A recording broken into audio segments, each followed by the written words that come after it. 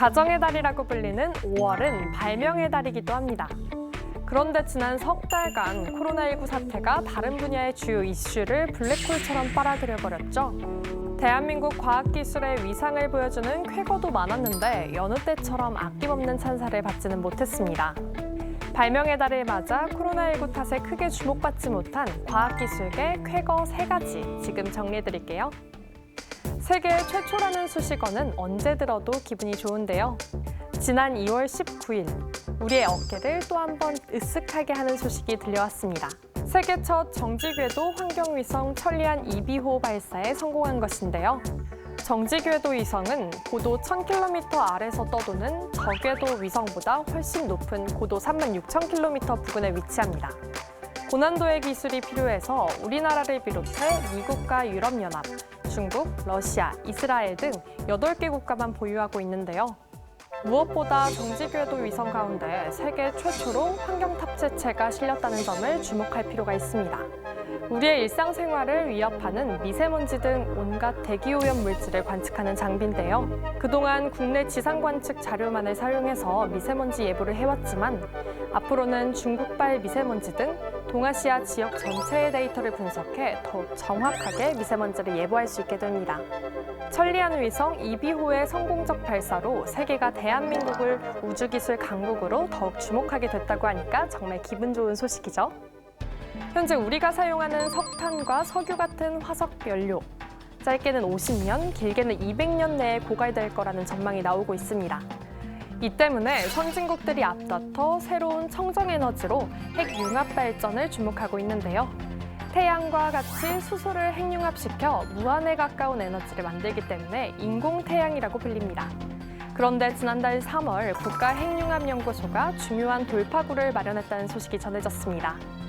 한국형 인공태양인 K-스타가 섭씨 1억 도의 초고온 상태를 8초간 유지하는 기록을 세운 것인데요.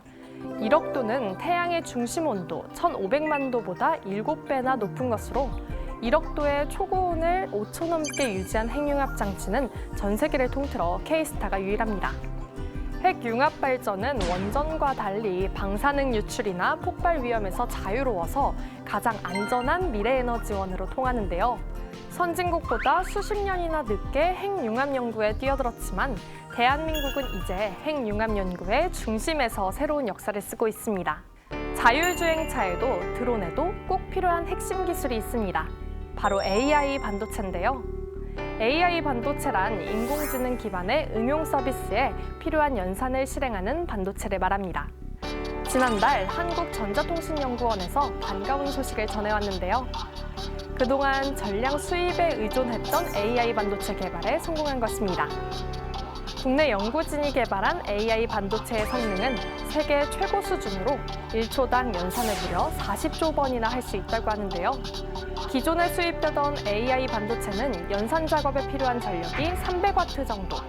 그런데 이번에 개발한 국산 반도체는 소모 전력이 15에서 40W 수준에 불과합니다. 고성능, 저전력의 가격 경쟁력까지 갖췄는데요. 현재 수입 AI 반도체 가격은 최대 1,000만 원. 반면 국내 연구진이 개발한 AI 반도체는 10만 원대에 만들었습니다. 크기도 수입산의 절반 정도인 500원짜리에 동접만 합니다. 이번에 개발된 AI 반도체는 자율주행차나 고성능 서버 등 인공지능을 활용한 4차 산업혁명의 주요 기술에 활용되는데요. AI 반도체 1등국가 도약을 목표로 하고 있는 우리 정부는 AI 반도체 설계 분야에 앞으로 10년간 2,475억 원을 투입할 계획입니다.